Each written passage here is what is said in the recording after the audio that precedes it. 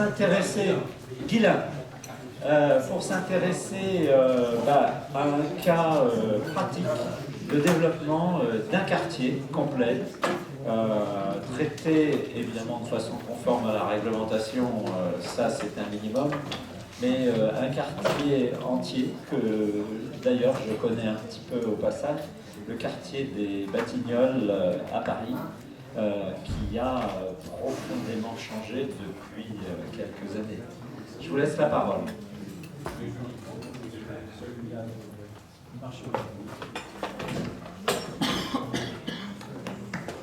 Vous m'entendez bien? Oui, c'est bon. Donc bonjour à tous et merci de votre invitation. J'ai suivi les travaux depuis hier avec beaucoup d'intérêt. Je vais aussi moi vous dire d'où je parle et puis les objectifs que je me suis fixés avec la présentation. Alors, je travaille pour une société publique d'aménagement qui est ici là sur le logo, qui s'appelle Paris et Métropole Aménagement, qui est une société publique locale, une société commerciale, dont les actionnaires sont 100% publics. À 90%, c'est la ville de Paris et à 10% la métropole du Grand Paris. Et Paris Métropole Aménagement a pour mission de conduire des opérations d'aménagement pour le compte exclusif de ses actionnaires. Donc on travaille vraiment à 100% pour nos actionnaires. Et historiquement avait été créé pour prendre en charge l'opération de Clichy-Batignolles, dont je vais vous parler, et a aujourd'hui la charge de développer d'autres quartiers alors dans Paris. Dans le 14e arrondissement, près d'Enfer Rochereau, il y a l'ancien hôpital Saint-Vincent-de-Paul, où l'hôpital ACC sont utilisés. Vous avez sans doute, pour une partie d'entre vous, des enfants qui sont nés à Saint-Vincent-de-Paul. Moi, les miens sont nés 3 mois après la fermeture de l'hôpital, à la fraternité Port-Royal. Donc, à peu de choses près, c'était le cas. Et puis, d'autres opérations émergentes au nord de Paris, entre la porte de la Chapelle et la porte d'Aubervilliers, dans ce qu'on appelle Paris Nord-Est, sur de l'ancien foncier ferroviaire. Donc voilà d'où je parle. C'est pas moi qui prends en charge la définition de la réglementation, je l'applique, et puis j'applique aussi les directives qui me sont assignées par les grands objectifs de politique publique de la ville de Paris. Donc les 3 objectifs que je me suis fixés avec la présentation, c'est 1, vous donner une vision un peu plus claire de ce que fait un aménageur public, 2, vous donner un aperçu de l'histoire du quartier de Clichy-Batignolles et des grands objectifs environnementaux qui ont été poursuivis là-bas, et 3, de vous parler d'un projet qui donc s'appelle Cordée.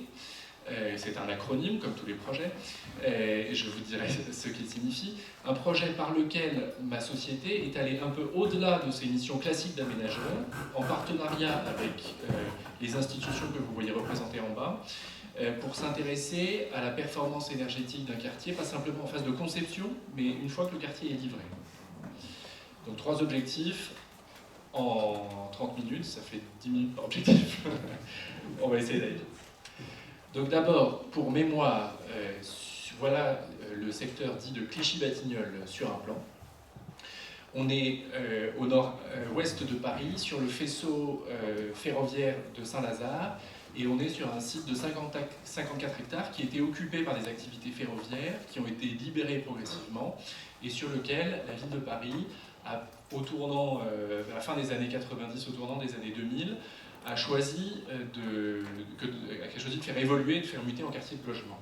Donc le site, en 1997, c'était ça, une grande gare de fret ferroviaire, et puis le faisceau des voies des gares Saint-Lazare qui passe ici, et la petite ceinture qui passe également là, avec le RERC qui passe ici et le boulevard périphérique. Voilà.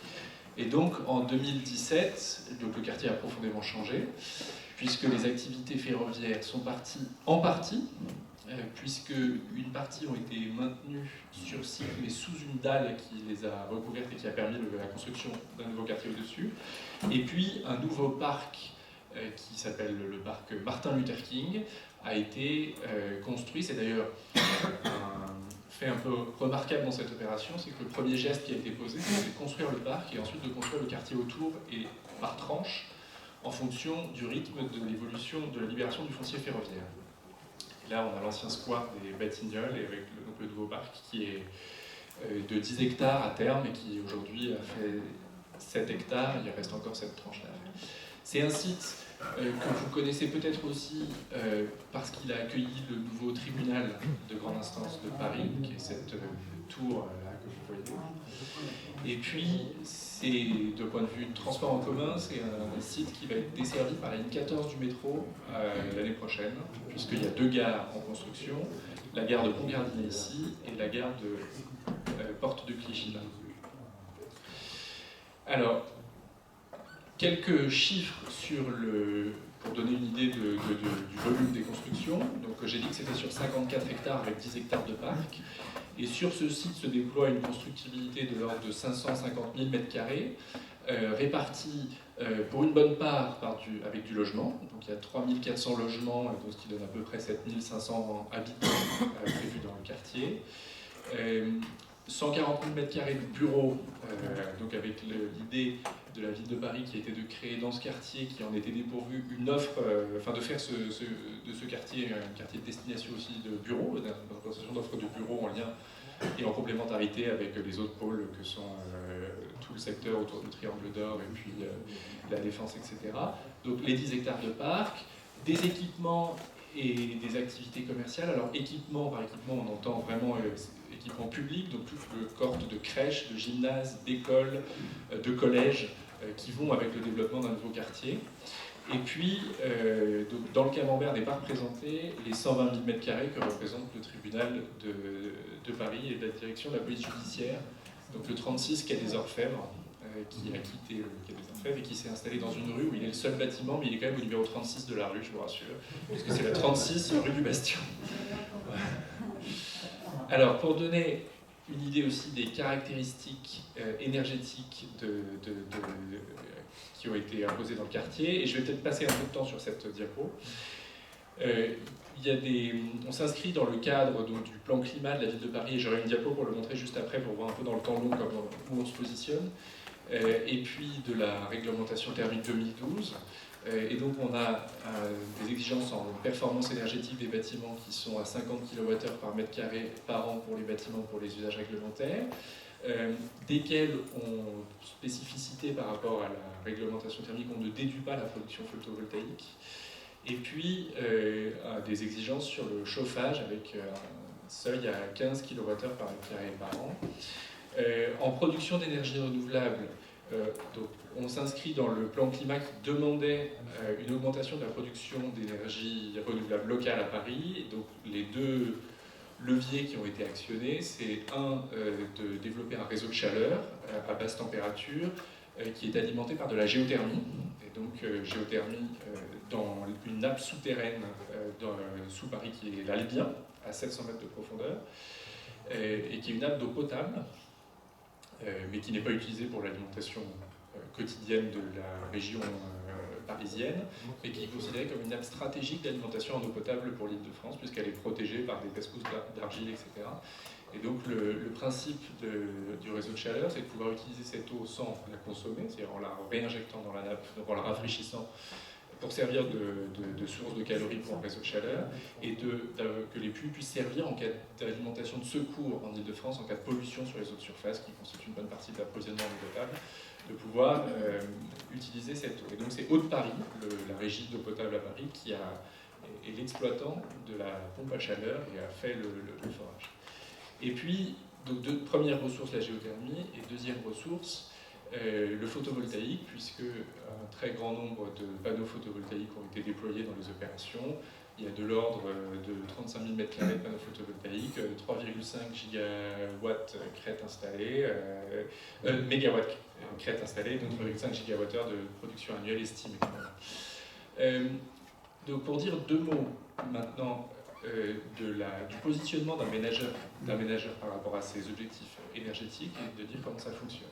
Un aménageur, son rôle principal, c'est d'acheter du foncier, de le viabiliser, c'est-à-dire de construire tous les réseaux, les voiries, les adductions de réseaux, etc., qui sont nécessaires pour que les parcelles soient constructibles, et puis d'aménager les espaces publics, donc de créer les places, les rues, les aménagements mobiliers urbains, etc., de commercialiser le foncier à des opérateurs qui sont des promoteurs immobiliers qui se chargent, eux, de construire des bâtiments. parfois, un aménageur peut avoir la maîtrise d'ouvrage d'un bâtiment public pour le compte de la collectivité, mais ce n'est pas le cas le plus fréquent, c'est vraiment assez rare. Et donc, on fonctionne dans le cadre d'une concession d'aménagement avec un bilan, avec des produits et des charges. Les produits, c'est les ventes des charges foncières, et puis les participations de la collectivité pour les contributions pour l'aménagement des espaces publics. Et puis les charges, ce sont les travaux d'aménagement, l'achat du foncier, tous les frais notaires, enfin tous les frais annexes qu'on peut imaginer, les frais de dépollution s'il y en a, etc. Et puis les frais de maîtrise d'ouvrage, les frais qu'on prend pour organiser une opération d'aménagement, pour payer mon salaire. On est payé, du coup, on n'est pas salarié de la mairie de Paris, on est payé par les opérations d'aménagement. Et donc le rôle d'un aménageur, c'est surtout de la maîtrise d'ouvrage, c'est-à-dire de définir un cadre réglementaire, enfin un cadre de prescription dans lequel les opérateurs qui vont construire les bâtiments vont s'inscrire et devront respecter.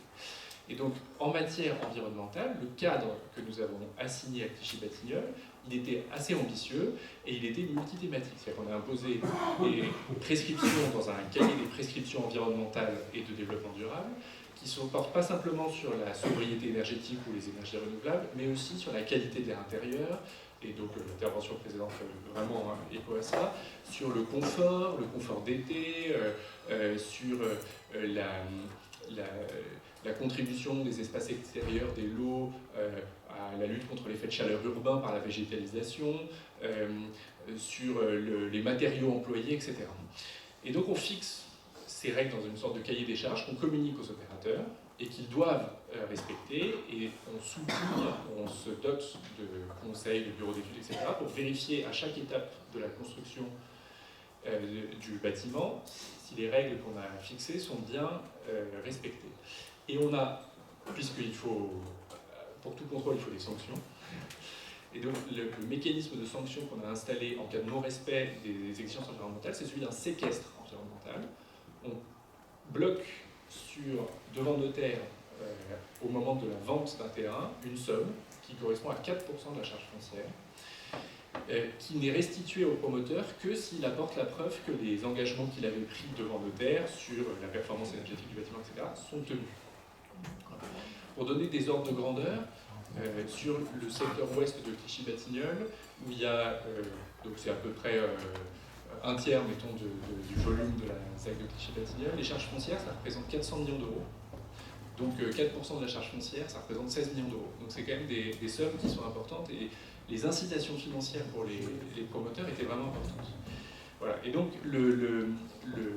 toutes ces caractéristiques énergétiques-là, et donc ces objectifs qu'on avait fixés dans notre cahier des prescriptions environnementales, elles étaient pour une part garanties par le séquestre, et donc on avait un peu un levier pour le faire. Donc maintenant je vais parler, j'ai fixé le cadre, je vais parler de Cordée, de ce projet, pour expliquer en une frise chronologique pourquoi est-ce qu'on en est arrivé à lancer ce projet. Donc j'ai dit, la ville de Paris au tournant des années 2000 a réfléchi à Clichy-Batignolles. En fait, c'était le lieu où devait être installé le village olympique dans la candidature pour les Jeux Olympiques de Paris 2012. Et donc, au début des années 2000, il y a eu un travail avec l'atelier Parisien d'urbanisme sur la mutation de ce site, et puis il y a eu un dossier de candidature pour les JO avec des études urbaines qui avaient été faites pour dire voilà, le village olympique qui sera autour d'un parc, il y aura cette tête-là, etc. En 2005, c'est Londres qui a été désigné pour les JO.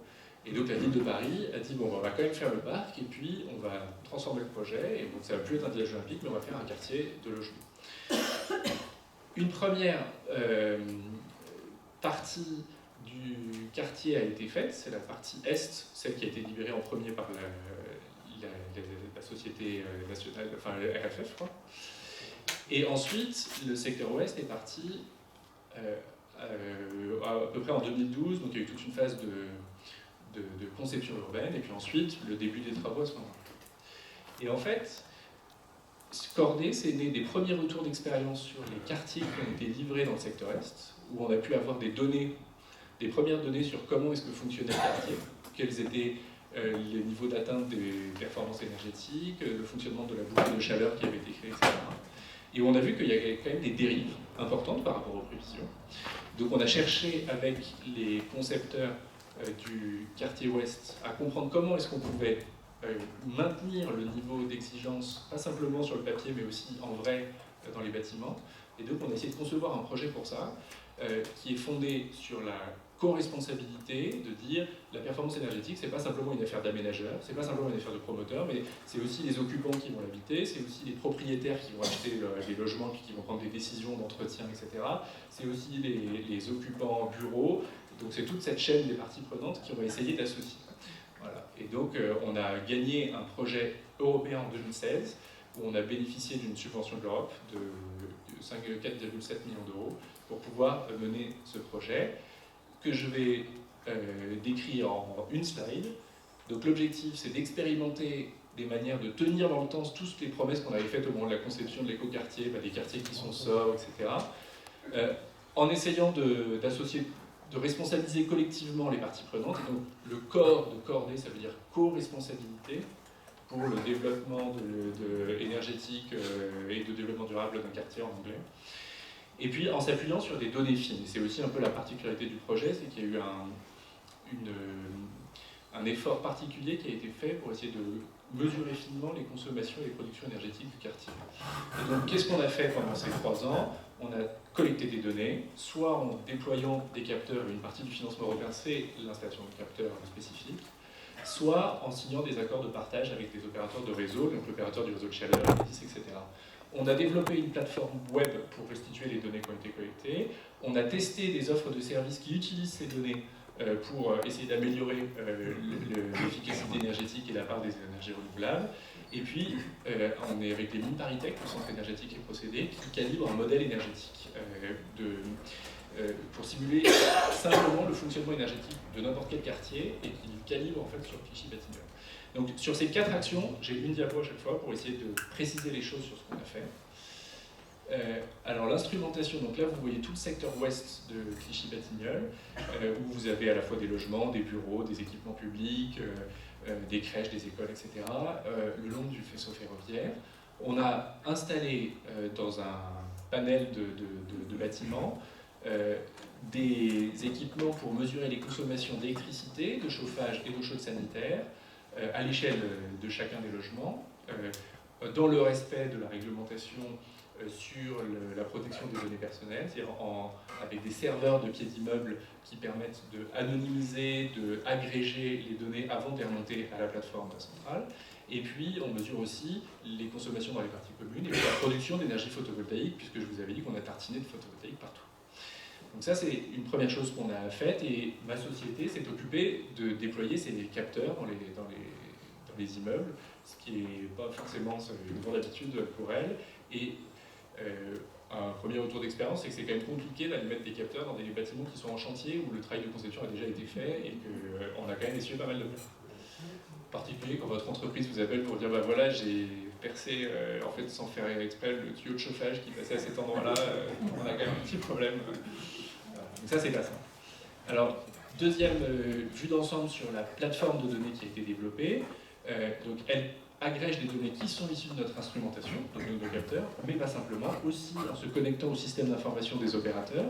Donc l'ACPCU, qui est la compagnie parisienne de chauffage urbain, qui distribue la chaleur, Haute-Paris, qui a les 3 pompes à chaleur de 600 kW qui permettent de produire de la chaleur à partir de la géothermie, et puis Enedis, qui distribue l'électricité.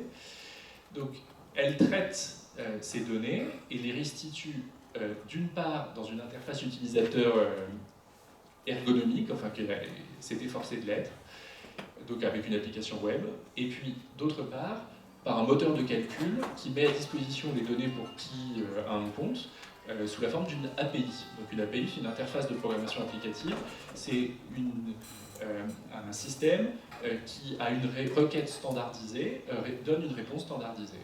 Et donc n'importe quelle application après peut interroger ce moteur de calcul pour lui dire quelle a été la consommation entre le 1er janvier et le 31 décembre du point numéro XXX, et le moteur de calcul renvoie la réponse. Et c'est le même système que vous voyez aujourd'hui sur vos téléphones, par exemple pour le transport en commun. Vous voulez avoir les horaires des métros, des bus, etc. Vous pouvez y accéder bien sûr par le site de la SNCF avec une application, mais vous pouvez y accéder par n'importe quelle autre application Trainline, Citymapper, Google Maps ou quoi que ce soit, qui interroge le moteur de calcul, donc l'API du transporteur, et puis qui vous envoie la réponse. Et on met à disposition ces données, donc soit par l'interface utilisateur, soit par le moteur de calcul, à destination de plusieurs parties prenantes pour tester des offres de services. Là, je vous mets juste une capture d'écran de la tête que prend l'application web de la plateforme. Elle présente en fait une vue en 3D du quartier, dans laquelle on peut se déplacer de bâtiment en bâtiment, et où on a accès à des informations qui sont des indicateurs de performance simples, pour son bâtiment ou pour le quartier d'ensemble. Donc on peut savoir quand on est sur le bâtiment, alors on a une nomenclature très aménageur, on a secteur ouest et O, donc c'est le lot 4A de la rue, donc secteur ouest c'est O80. Voilà. Et donc que sa consommation de chauffage en janvier elle a été de tant de mégawattheures, et que sa consommation d'eau chaude sanitaire a été de tant de mégawattheures, et on a du rouge et du vert par rapport aux objectifs qui ont été établis au moment de la conception. Alors, les services qu'on a expérimentés pendant les 3 années du projet auprès des parties prenantes du quartier pour essayer de tenir les performances énergétiques, ils ont été de plusieurs ordres.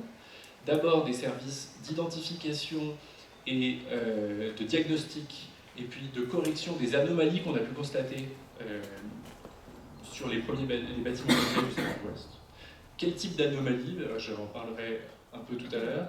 Il y a souvent, pour le réseau de chaleur, des anomalies dans la conception des systèmes secondaires du chauffage urbain. C'est-à-dire que la responsabilité de l'exploitant de la distribution de chauffage s'arrête au pied de l'immeuble et fournit de la chaleur ou de l'énergie au bâtiment, et ensuite c'est le promoteur qui crée son réseau secondaire. Et donc souvent, ces réseaux secondaires ne sont pas optimisés. Il y a pu avoir soit des choix techniques discutables, soit des mauvaises interprétations du cahier des charges, etc. Et ça conduit à des dysfonctionnements qu'on a identifiés et qu'on cherche à corriger. Ensuite, on a essayé de proposer aux nouvelles copropriétés installées des conventions de partenariat, de leur dire, voilà, vous arrivez dans un écoquartier, cet écoquartier, il a des caractéristiques particulières, il y a un réseau de chaleur géothermique qui est un peu sensible et auquel on ne peut pas se raccorder n'importe comment dessus. Vous avez des installations énergétiques qui sont un peu complexes, on va essayer de vous aider à les prendre en main, vérifier que le passage de témoin entre le promoteur et votre copropriété s'est bien passé. On va analyser vos données, vous les restituer et en parler. Donc ça, on a réussi à signer une convention avec une première copropriété.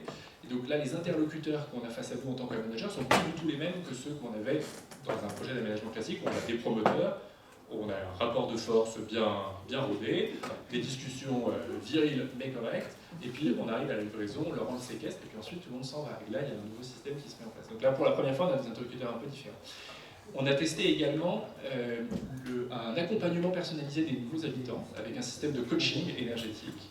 Donc on a recruté un cabinet d'études spécialisées là-dedans, qui fait du porte-à-porte dans les nouveaux immeubles 3-4 mois après la livraison, et qui dit bonjour, est-ce que vous voulez sauver la planète, est-ce que le climat c'est important pour vous, est-ce que l'énergie est là. Et bizarrement ça marche, enfin, le taux de retour et d'adhésion est assez important sur ces campagnes de coaching, et puis il y a des coups de téléphone toutes les 6 semaines, des propositions d'éco-gestes, voilà. Donc ça c'est une première chose qu'on a testée, et puis la même chose non plus pour les habitants mais pour les salariés des entreprises, puisqu'il y a quand même beaucoup d'emplois dans ce secteur, et donc d'essayer de proposer des défis collectifs d'économie, d'énergie, etc. Je vais vous dire tout de suite qu'on a eu des succès divers avec ces services, que un des retours d'expérience qu'on a par exemple avec les entreprises, quand on va les voir, ça a été de dire, bon écoutez, on a déjà suffisamment de problèmes à régler la GTB de bâtiments où on ne comprend rien, les gens appuient sur les boutons, il ne se passe rien, pour monter les stores, baisser les stores, on a trop chaud dans certains bureaux, trop froid dans certains bureaux, ils ne sont pas du tout sensibles aux économies d'énergie, revenez dans 2 ans. Ça, c'est quand même un premier enseignement, mais il fallait quand même essayer. Et enfin, juste dire un mot sur une partie sur laquelle je suis moins compétent, parce que c'est pris en charge par le laboratoire des mines, et de dire l'esprit dans lequel on travaille sur cette modélisation énergétique du territoire et la valeur ajoutée que peut avoir Corvée pour ce travail-là. C'est un modèle que les mines avaient développé depuis quelques années et qui cherche à simuler le fonctionnement énergétique d'un quartier à partir de bases de données qui sont largement répandues. Les bases de données de l'INSEE ou de l'IGN sur l'occupation du sol, la démographie, etc. Et le but de ce modèle, c'est évidemment de pouvoir simuler l'effet de scénarios de maîtrise de la demande en énergie, par exemple, de faire de la rénovation, introduire des énergies renouvelables dans le mix, de sensibiliser les gens justement aux économies d'énergie, aux usages, de faire de la flexibilité avec les batteries, etc. Pouvoir simuler les effets par rapport à un état de référence qu'on est capable de simuler. Et donc l'apport de Corday, c'est évidemment tout ce corpus de données de consommation et de production réelle qui permet de comparer les simulations à la réalité et donc d'ajuster les paramètres pour voir si le modèle reflète fidèlement la réalité. Et donc aujourd'hui, les travaux des mines sont très intéressants puisqu'on voit qu'ils sont passés d'une marge d'erreur de 18% à moins de 3% aujourd'hui sur leur modèle. Et donc ils continuent à utiliser les données, en particulier de température intérieure qu'on va acquérir dans les logements pour pouvoir bien calibrer leurs données. Alors maintenant, j'ai 3 slides rapides sur les premiers enseignements qu'on commence à avoir des données. Le projet a été de 3 ans. On le finit sur le plan européen au 31 octobre 2019, donc dans un mois. Et en fait, souvent, les appareils viennent de commencer à donner des données.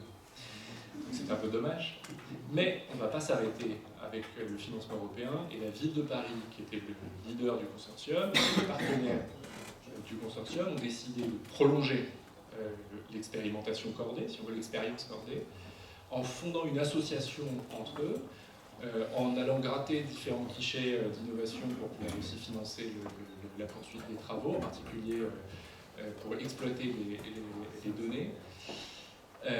Et puis, en associant d'autres partenaires, que sont par exemple les opérateurs de réseau, qui sont en fait les premiers bénéficiaires, et vous allez le voir, du travail sur la connaissance fine des consommations et des productions dans le réseau. Donc là, je vous ai mis une diapo, je pense qu'elle vous intéressera, pour dire par rapport aux objectifs. Donc je vous avais dit 35 kWh par mètre carré, enfin 50 kWh tous usages, et puis du coup 15 pour le chauffage et 20 pour le chaude sanitaire. Où est-ce qu'on en est? Et bien on voit qu'on en est loin. Alors qu'on est donc à peu près, ça c'est tous les bâtiments, alors secteur Est, secteur Ouest et ce qui est de l'autre côté du faisceau ferroviaire, c'est-à-dire Saussure. Donc c'est tout le périmètre desservi par le réseau de chaleur. Avec des bâtiments anonymisés, bien sûr, et puis du coup un calcul de médiane pour essayer d'écarter les manifestement aberrants. Et donc on voit qu'on est quand même assez loin. Mais on est quand même bien meilleur que la moyenne des bâtiments qui sont raccordés à des réseaux de chaleur. On est évidemment très loin de nos objectifs, mais nos objectifs étaient très très bas. Donc ça c'est un premier enseignement sur les consommations thermiques, c'est qu'on a quand même beaucoup d'écart. Maintenant, ce qui est intéressant, et les travaux qu'on conduit vont nous aider à ça, c'est de comprendre d'où viennent ces écarts. Est-ce que c'est des usages, des températures de consigne qui ne sont pas à 19 mais à 21, 22? Est-ce que c'est des malfaçons, des bouts thermiques qui sont maltraités, etc. Ou est-ce que c'est d'autres facteurs?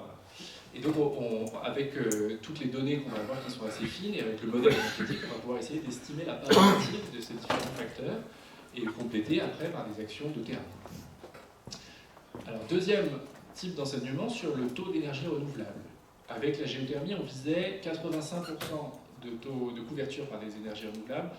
En fait, c'est 85% de chaleur fournie par la géothermie, et puis 15% d'appoint par le réseau CPCU, sachant que le réseau CPCU est en partie renouvelable, puisque aujourd'hui, le réseau vapeur,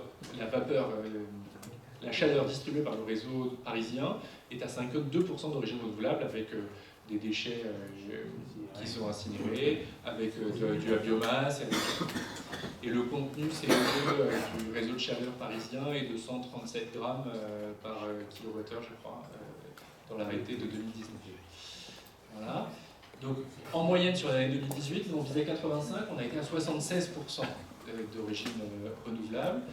Et on voit la distribution sur l'année. Donc, le vert, c'est la PAC, les PAC géothermiques. On voit qu'on est plutôt bon en période hivernale et qu'évidemment, le taux d'énergie renouvelable chute en été à 52%, dont je vous ai dit que c'était le contenu ENR du réseau de l'appoint. Et alors on a essayé de comprendre pourquoi est-ce que la géothermie n'arrivait pas à fournir en été. Et l'une des raisons, c'est que la température de retour sur le réseau, à la station de production géothermique, est trop